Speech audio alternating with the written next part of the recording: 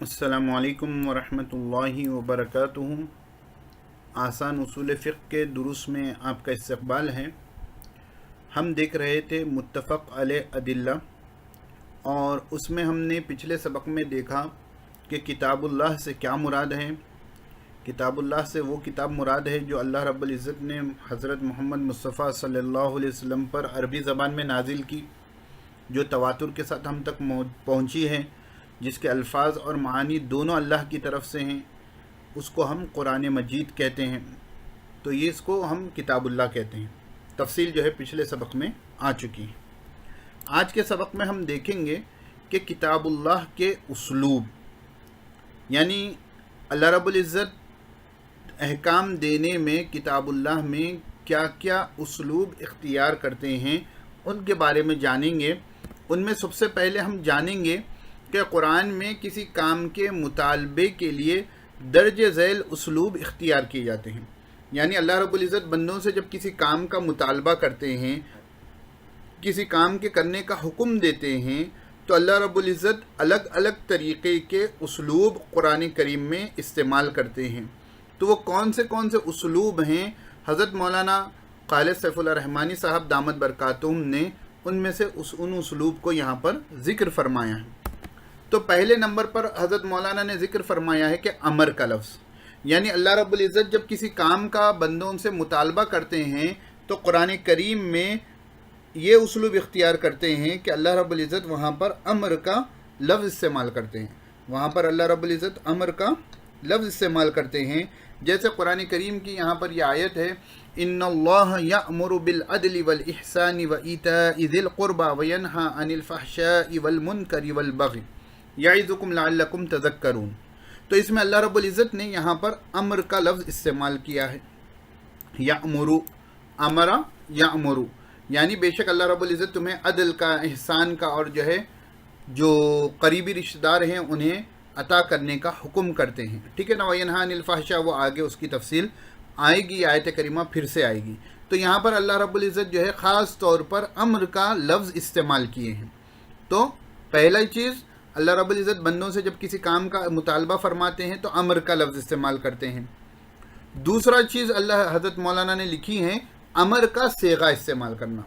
आप लोग जानते हो कि सर्फ में आपने पढ़ा होगा कि फ़ेल की 4 किस्में होती हैं, उसमें से एक किस्म होती है फ़ेल अमर, यानी कि सामने वाले से किसी काम का जब मुतालबा हो, किसी काम के कराने का हुक्म करना हो, तो जब हम अमर का सेगा बनाते हैं तो अमर का सेगा अल्लाह रब्बुल इज़्ज़त कुरान करीम में इस्तेमाल करते हैं। जैसे वअक़ीमुस्सलात व आतुज़्ज़कात वरकऊ मअर राकिईन, तो यहाँ पर तीनों भी जगह पर अमर का सेगा इस्तेमाल किया गया है।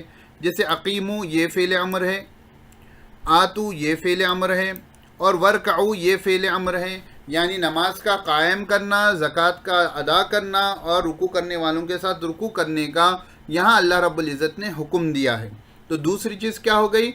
पहली चीज़ था अमर का लफ्ज़, दूसरा है फ़ेल अमर का सेगा। ठीक है। तीसरे नंबर पर मुसन्निफ़ दामत बरकातुहुम फरमाते हैं, किसी काम के बारे में फ़र्ज़ होने की ख़बर देना। यानी किसी चीज़ का अल्लाह रब्बुल इज़्ज़त जब बंदों से मुतालबा करते हैं तो किसी काम के बारे में फ़र्ज़ होने की अल्लाह रब्बुल इज़्ज़त इत्तला देते हैं, ख़बर देते हैं। जैसा कुतिबा अलैकुमुल क़िसासु फ़िल क़त्ल, यानी अल्लाह रब्बुल इज़्ज़त ने तुम पर क़िसास को फ़र्ज़ किया है। जैसे तुम पर क़िसास फ़र्ज़ किया गया है, जैसा तुम पर रोज़े फ़र्ज़ किए गए, तो इसी तरह जो है अल्लाह रब्बुल इज़्ज़त किसी काम के बारे में फ़र्ज़ होने की ख़बर देते हैं, उससे भी उस काम का मुतालबा मतलूब होता है। उसके बाद चौथे नंबर पर है किसी बात पर जवाबदही और गिरफ्त की खबर देना। यानी अगर ऐसा हो जाए, ये चीज़ें ऐसी हैं जिनके बारे में तुमसे पूछा जाएगा, जिनके बारे में क़यामत के दिन तुमसे पकड़ की जाएगी, जिनके बारे में क़यामत के दिन तुम्हें जवाब देना होगा, तो ऐसे जो है जवाबदही और ख़बर की जब गिरफ्त की खबर देने का जहाँ ज़िक्र होता है, उससे भी मालूम होता है कि कुरान में इस बात का बंदों से मुतालबा किया गया है। जैसे यहाँ पर हुक्म है, इन्नल अहद कान मसऊला, बेशक जो अहद होते हैं, वादे होते हैं, ओत होते हैं, उनके बारे में पूछा जाएगा। यानी इनकी पाबंदी करो, बदअहदी ना करो, जो है वादा खिलाफ़ी ना करो। क्यों? क़यामत के दिन तुम्हें इसका जवाब देना होगा। तो चौथी चीज़ ये हो गई। 5वें नंबर पर मुसन्निफ़ दामत बरकातुहुम फरमाते हैं کسی کام کے خیر اور نیک ہونے کی اطلاع دینا، کہ اللہ رب العزت قرآن کریم میں بندوں کو بتا دیں کہ یہ کام خیر ہے، یہ کام نیک ہے، تو اس سے بھی کیا مراد ہوتی ہے کہ اللہ رب العزت چاہتے ہیں کہ بندے یہ کام کریں۔ جیسے وَيَسْأَلُونَكَ عَنِ الْيَتَامَى، لوگ آپ سے یتیموں کے بارے میں پوچھتے ہیں، قُلْ إِصْلَاحٌ لَهُمْ خَيْرٌ، کہ آپ کہہ دیجئے کہ اصلاح کرنا اس میں بھلائی ہے، لہم خیر، اس میں بھلائی ہے، یتیموں کے ساتھ جو ہے صلح کا معاملہ کرنا، اچھا معاملہ کرنا، اس میں کیا ہے؟ بھلائی ہے۔ تو اس سے معلوم ہوا کہ اللہ رب العزت چاہتے ہیں کہ بندے یتیموں کے ساتھ اچھے معاملات کریں۔ اس کے بعد مصنف فرماتے ہیں کسی فعل کو شرط کی جزا کے طور پر ذکر کیا جائے، جیسے وَإِن كَانَ ذُو عُسْرَةٍ فَنَظِرَةٌ إِلَى مَيْسَرَةٍ، یعنی یہاں پر اللہ رب العزت فرما رہے ہیں کہ اگر جو مقروض ہے وہ تنگ دست ہو، اس کے پاس پریشانی ہو، تو فَنَظِرَةٌ إِلَى مَيْسَرَةٍ، تو اس کے پاس جو ہے خوشحالی آنے تک، اس کے پاس مال و اسباب آنے تک اس کو مہلت دینا، یہ کیا ہے؟ شرط کی جزا کے طور پر بتا رہے ہیں کہ ان کانا ذو عسرتن، یہ ان شرطیہ ہے، کانا ذو عسرتن یعنی اگر مقروض جو ہے تنگ دست ہو تو تمہیں کیا چاہیے کہ تم کیا کرو، اس کو جو ہے تھوڑی رخصت دے دو، تھوڑی مہلت دے دو۔ تو یہ بھی جو ہے اللہ رب العزت چاہتے ہیں کہ اگر جو مقروض ہیں وہ تنگ دست ہوں، ان کے ہاتھ تھوڑا ٹائٹ ہو جائے، تو ایک جو قرض دینے والا ہے وہ ان کے ساتھ تھوڑا نرمی کا معاملہ کرے، ان کے ساتھ جو ہے تھوڑا آسانی کا معاملہ کرے، ان کے ساتھ تھوڑا جو ہے راحت کا معاملہ کرے۔ اس کے بعد جو ہے مصنف فرماتے ہیں کسی فعل پر ثواب یا حسن جزا کا وعدہ کیا جائے، یعنی کوئی کام کے بارے میں اللہ رب العزت قرآن کریم میں یہ بتا دیں کہ یہ کام کرنے پر تمہیں ثواب ملے گا، یہ کام کرنے پر تمہیں اچھا بدلہ ملے گا، تو اس کا وعدہ جب اللہ رب العزت فرما دیں تو وہ کام بھی اللہ رب العزت بندوں سے کروانے کا مطالبہ کرتے ہیں، جیسے قد افلح المؤمنون، تحقیق کہ مومن کامیاب ہوئے، کون سے ہیں؟ الذین هم فی صلاتہم خاشعون، جو اپنی نمازوں میں خشوع و خضوع کے ساتھ اپنی نمازیں ادا کرتے ہیں۔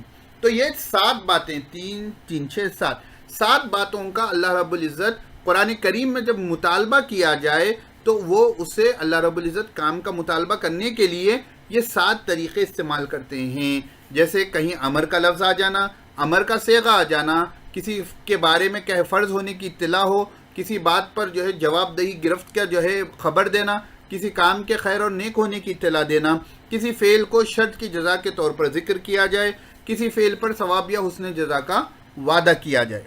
اب بچوں یہاں تک تو یہ اسلوب ہو گیا، اب اس کو سمجھنے کے لیے آپ کو تھوڑی مشق کرنی ہوگی۔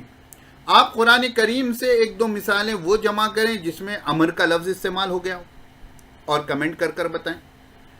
1-2 مثالیں وہ لیں اس آیت کے علاوہ جس میں امر کا صیغہ استعمال کیا گیا ہو۔ 1-2 آیتیں وہ تلاش کریں جس میں کسی کام کے بارے میں فرض ہونے کی خبر دی جائے، کسی بات پر جواب دہی یا گرفت ہونے کی جہاں پر خبر دی جائے اس کی وہ آیتیں جمع کریں، کسی کام کے خیر اور نیک ہونے کی اطلاع ہو اس کی 1-2 آیتیں جمع کریں۔